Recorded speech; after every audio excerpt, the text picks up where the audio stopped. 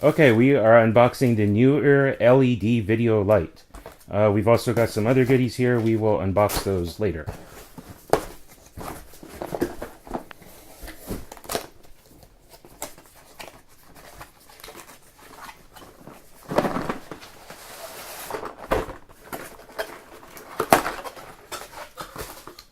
All right, what do we have here? We have a power brick.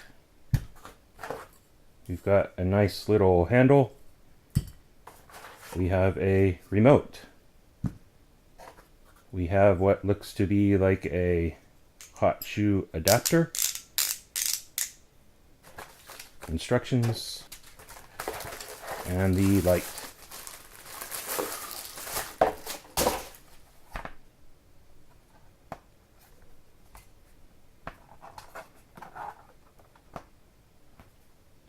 And we've got a little stowaway, a piece of plastic.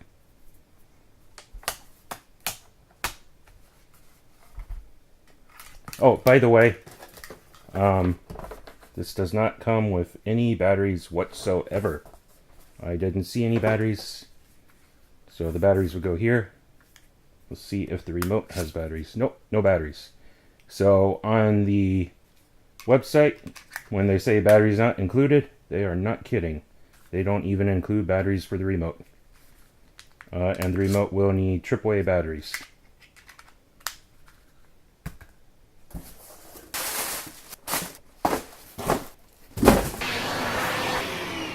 Okay, now that we've got this light unboxed, let's take a closer look at things. This is the power brick, and I did measure this cable. It's 9 feet long.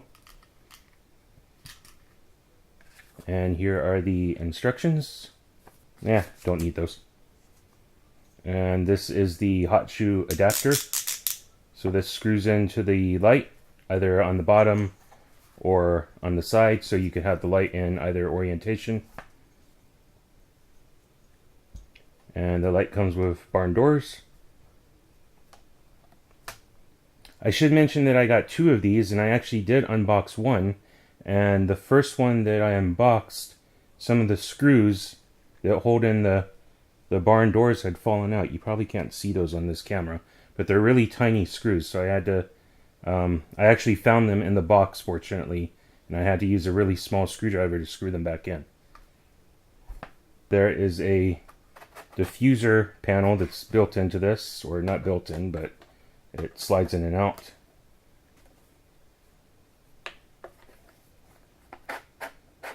It's a little tight.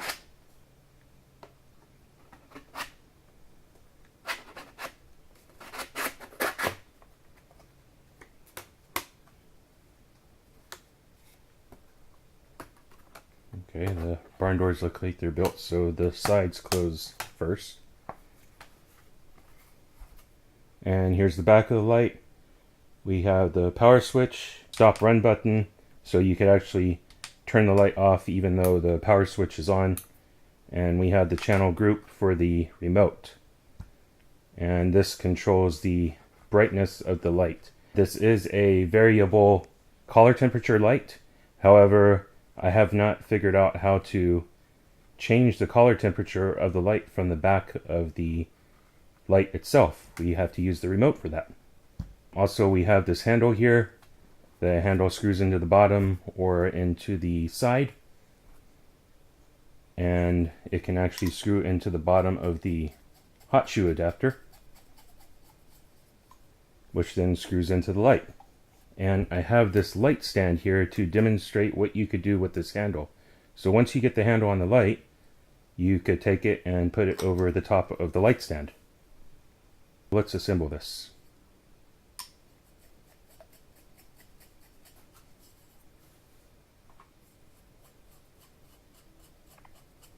Okay, well, that's weird. It's not going in.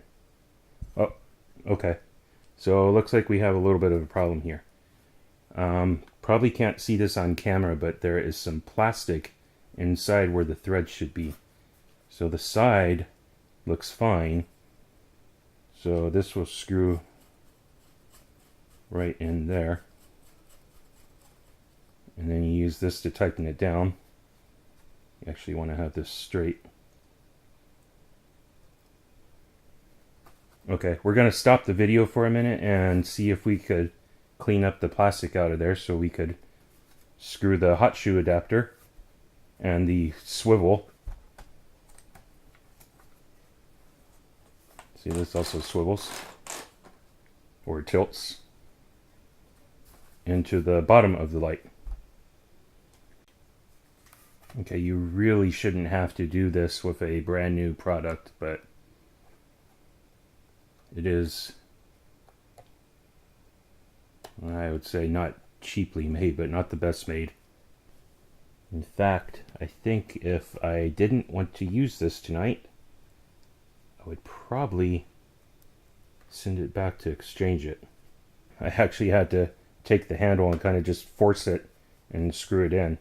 And wouldn't you know it, I was just talking about this. While I was doing that, one of the screws fell out for the barn doors. Don't know if you can see that there on camera. So let's put that screw back in. We are not starting off too well with this review. Obviously, we've got some build quality issues on these lights. Now let's do what we tried to do earlier. Okay, get that locked down. Great. Now we can demonstrate that this whole fixture will go on top of a light stand. There we have it. Okay, so we've got the Neewer, or Neewer, however you say it, LED light set up now. And we've actually put a piece of parchment paper on it so we can get a bigger light source. So you're looking at the back of one of the LED light panels, and I have another light panel behind me lighting up this one. You have your power button. We have the power source plugged in right there, and it tells you what channel you're on and the group for the remote, the power level that the light's on, and the color temperature. The setting, or the set knob, controls the dimness. I have not figured out how to control the color temperature from the back of the light panel. You can't press this, and when you hit channel group, it just changes. It lets you change the channel, or it lets you change the group. And again, that's for your remote. And the stop run button just turns the light on and off without using the main power switch. So the remote lets you change the color temperature. But first, let's put this on a different group so we don't change the light that is lighting this scene. To change the group on the remote, you hit the channel group and hit the plus, and now it's set to group B, so let's click set. Okay, you can see as I change the settings on the remote, you can see that reflect on the light. So if I want to change the color temperature, I just hit the set button, and now I can change the color temperature all the way up to 5600 Kelvin, and then down to 3300 Kelvin. It's not going to show up in the camera that well because the light behind me is on a higher Kelvin setting.